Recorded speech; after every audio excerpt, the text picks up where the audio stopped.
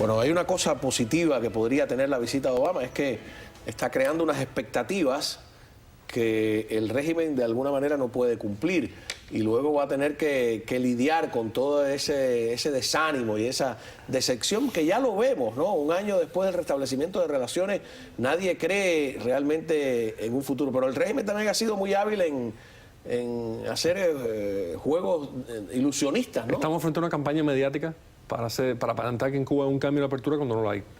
Pero lo grave es que la campaña mediática no solo de La Habana, es hecha aquí. Claro. Es hecha aquí. Pero fíjate, el New York Times pavimentó el camino para la nueva política. 6 editoriales antes. 6 editoriales. Sin embargo, el último editorial le dice a Obama, pero cuando tú vayas allí, tú tienes que hablar de derechos humanos y tú tienes que hablar de democracia para Cuba. Si el presidente de los Estados Unidos, durante su presencia allí, habla de derechos humanos, habla de democracia para Cuba, yo creo que eso es una cuestión positiva. Pero lo más importante que yo veo aquí no es lo que va a decir o no el presidente, porque ellos ya decidieron esto y no lo decidieron por la libertad de Cuba, lo decidieron por sus intereses estratégicos para tratar de contener a Rusia y a China cuando se dieron cuenta que ambas potencias se estaban metiendo en el continente y quien tenía la llave para poder entrar a América Latina era el régimen de Cuba. Lo más importante es que el mundo en ese momento va a tener sus ojos sobre Cuba. Por eso el movimiento Opositores por una Nueva República, el movimiento Democracia, otros movimientos dentro de Cuba, estamos convocando ese toque de cazuela. Por eso nosotros vamos frente a las costas de Cuba y por eso le pedimos a la gente que nos escuche. Quien quiera participar en la flotilla, ¿es abierto? Por ejemplo, Sí, quien sea dueño de una embarcación y quiera unirse. Que nos llame al 305-264-7200, nos consigan en las redes sociales también. Ustedes tienen una página de internet. Sí, ¿no? democracia.org, ahí están las luces de libertad, lo estás viendo ahí, así se ven desde Cuba. Así esas fotos tomadas en el malecón, sí. habanero, de las luces del buque Democracia. O sea, que el que quiera unirse se puede unir, ¿no?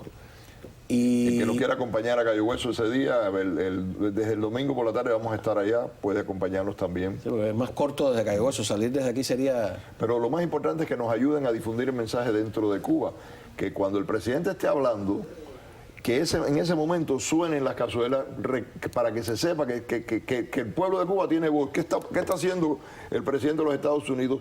Está dándole voz, está escuchando la voz del régimen, pero no quieres, hasta el momento, no se ha escuchado la voz del pueblo de Cuba. Y eso es lo que tenemos que nosotros lograr. Tratar de que la voz del pueblo de Cuba se escuche. ¿En qué? En las elecciones. ¿Qué va a pasar cuando Raúl Castro llegue el 24 de febrero del 2018?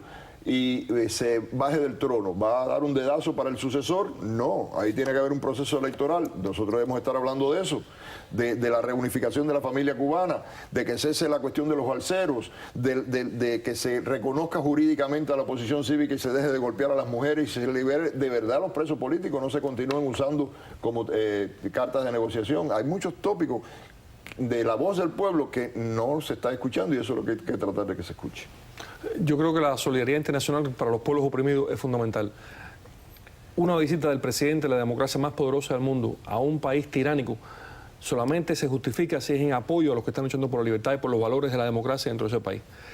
Lo primero que intentó, la política exterior de Obama lamentablemente no ha sido una en apoyo a la democracia internacionalmente, ha sido una de retroceso, de buscar arreglos pragmáticos con dictaduras en diferentes continentes, uno de ellos con la dictadura castrista. Yo creo que la visita de Obama a Cuba, para ser fiel a los ideales y los valores de Estados Unidos, debe ser una en la cual se reúna con un amplio espectro de la oposición cubana que incluya el Foro de Derechos y Libertades, que es una agrupación que exige el cambio real desde ahora. Es decir, el régimen ha hecho 2018, no sabemos qué patraña puede tener en manos. El cambio tiene que empezar ahora mismo dentro de Cuba. El presidente Obama, para ir a Cuba y que sea legítimo, tiene que reunirse con la oposición, pedir la libertad de los presos, pedir el cese de la represión. Si no, es una visita para convalidar esa dictadura. Y el mismo Obama, cuando era dirigente estudiantil aquí en los Estados Unidos, pidió de que no se fuera a África del Sur, de que los presidentes no visitaran, de sacar las inversiones americanas de África del Sur para luchar en contra del apartheid. Entonces, ¿cómo se justifica en un lugar y no en el otro? Eso lo tiene que responder Obama, porque es una cuestión de los valores fundamentales de los Estados Unidos como democracia. Y lamentablemente, lo primero que dijo la administración administración. Lo que dijo Ben Rhodes es que Obama se reuniría con un amplio espectro de la sociedad civil cubana que pudiera incluir a aquellos que se oponían a la política del gobierno castrista.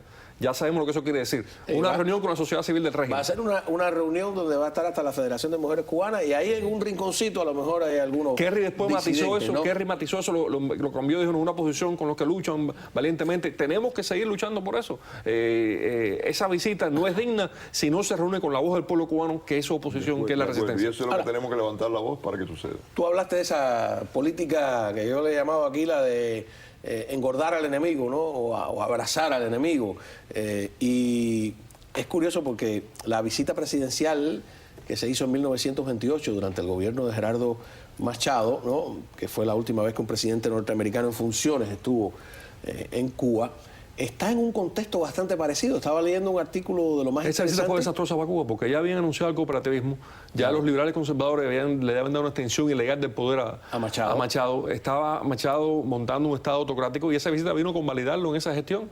Fue muy desafortunada esa visita norteamericana. Y además, el presidente de Estados Unidos en ese momento embarcado en una historia de firmar un tratado internacional de paz sin arrancarle concesiones, y eso fue un fracaso porque pocos años después se desató la Segunda Guerra Mundial, o sea que el tratado ese no sirvió de nada. En este caso estamos viendo una circunstancia bastante similar en el contexto internacional con lo que tú decías, que es la idea de equiparar a enemigos de la democracia norteamericana, que siguen siendo enemigos, siguen teniendo un discurso contrario y un actuar contrario a Estados Unidos, equipararlos a tu sistema.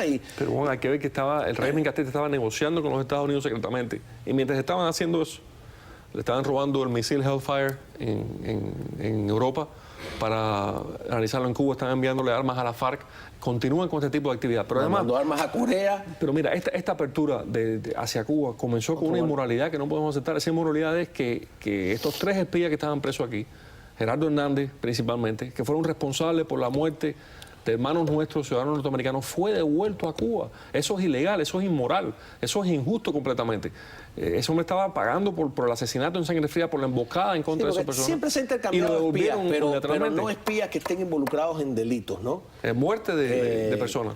Mira, a mí me ofendió mucho y muchas personas se ofendieron porque el presidente Barack Obama le dio continuidad al decreto presidencial el día 24 de febrero, precisamente el día en que fueron asesinados los hermanos al rescate. Y lo que hizo con el decreto presidencial, que se aplica solamente contra la democracia, fue precisamente quitarle el lenguaje que ofendía al régimen de Cuba, como dijimos al principio. Son cosas que uno no entiende. Eso es por diseño, para complacer al régimen de Cuba, fue un desliz de los burócratas en Washington.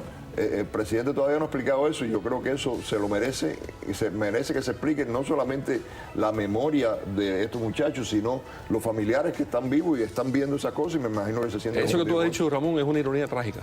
Vamos a una pausa. Esto es desde el punto de vista emocional. Cuando regresemos yo quiero que ustedes me digan si desde el punto de vista estratégico le dan algún beneficio de la duda a lo que está haciendo el presidente Obama. Ya volvemos.